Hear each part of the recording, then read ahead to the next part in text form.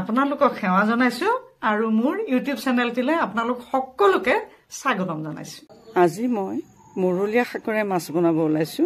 তাৰ বাবে মই ইয়া বাৰীৰে মুৰলীয়া শাক কেইডালমান ইয়া উঘলাই ল'বলৈ আহিছো। মুৰলীয়া শাক, ইয়া মুৰলীয়া শাক হয়। মুৰলীয়া শাকেৰে মাছ বনাম আজি। এয়া চাওক, ঘৰৰে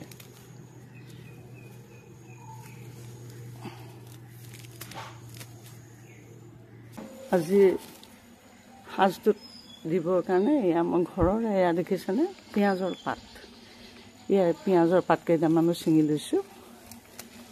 এয়া চাওক, সাজটো বনাবৰ কাৰণে মই গোটেইখিনিয়ে ঘৰৰে শাক গোটাই লৈছোঁ বাৰীৰে। এয়া মুৰলীয়া শাক এতিয়া সুন্দৰকৈ ধুই পখালি ল'ম। এয়া বিলাহী, কেঁচা বিলাহী এটা লৈছোঁ।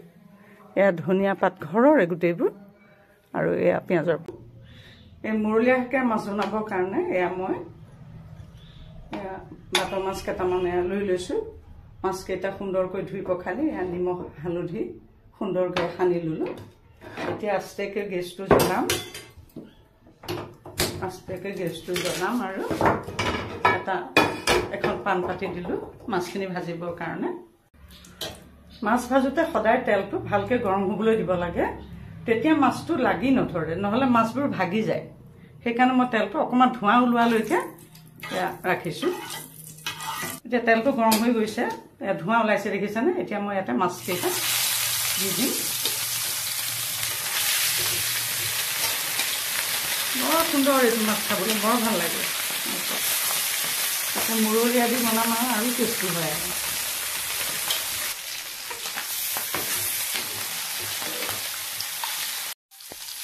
এইকেইটা ভজা হৈ গৈছে, এইকেইটা মই এতিয়া কাটি ৰাখিম।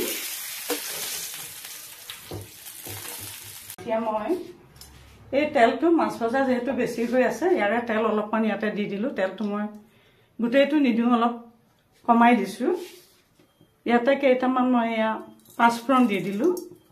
ইয়াতে মই জোখমতে এচামুচ নিমখ দিলোঁ আঞ্জাৰ জোখাৰে, 1 চামুচ হালধি দি দিলোঁ। আৰু ইয়াতে মই এই কাটি ৰখা শাকখিনি, মুৰলীয়া শাকখিনি সুন্দৰকৈ কাটি ৰাখিছিলোঁ, চাওক। এইখিনি মই ইয়াতে আস্তেকৈ ইয়াতে কাটি লোৱা পকা বিলাহী 3টা মই কাটি লৈছিলোঁ, ইয়াতে পেলাই দিলোঁ শাকখিনিতে। মুৰলীয়া শাক বনালে তাত বিলাহী দিবই লাগে, তেতিয়াহে মানে আচল সোৱাদটো পোৱা যায়। বিলাহীয়ে মুৰলীয়া শাকেহে মিলে, বেলেগ টেঙা দিলে কিন্তু ইমান ভাল নালাগে খাই। ইয়াতে মই অকণমান গৰম পানী দি দিলোঁ, দি পেলাই এতিয়া এইখিনি সুন্দৰকৈ সিজালৈকে লৰাই বগৰাই সিজাম আৰু। এইখিনি এতিয়া সুন্দৰকৈ সিজি উঠিল, শাক আৰু বিলাহীখিনি সুন্দৰকৈ সিজি উঠিল। এতিয়া মই ইয়াতে ইয়াৰ জোখাৰে, আঞ্জা হোৱাৰ জোখাৰে পানী দি দিম।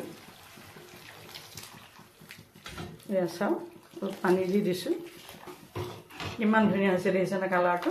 আৰু আপোনালোক যদি মোৰ চেনেলটোলৈ প্ৰথমবাৰ আহিছে, তেতিয়াহ'লে এইটো যে টেষ্টি কিটচেন, মোৰ চেনেলটো ছাবস্ক্ৰাইব কৰি ল'ব, লাইকছ কৰিব, কমেণ্টছ কৰিব। এয়া ভাজি ৰখা মাছকেইটা সুন্দৰকৈ পেলাই দিম আৰু এনেকৈ মই ঢাকি পেলাই 5 মিনিটমান সময় উতলিবলৈ দিম। ইতিমধ্যে আঞ্জাখন হৈ গৈছে, মই গেছটো অফ কৰি দিলোঁ। আৰু ইয়াতে মই এয়া কেঁচা ধনিয়াৰ পাত কেইটামান ছিঙি আনিছোঁ, ইয়াতে ছটিয়াই দিলোঁ। এই সুন্দৰ ৰেচিপি, চাওক কি এটা সুন্দৰ ৰেচিপি এইটো। চাওক কিমান ধুনীয়া, দেখাতে কিমান লোভনীয়। এই সুন্দৰ ৰেচিপিটো আপোনালোকেও সুন্দৰকৈ বনাই খাব। আৰু এটা নতুন ৰেচিপি লৈ আপোনালোকৰ মাজলৈ পুনৰ আহি আছোঁ। ধন্যবাদ।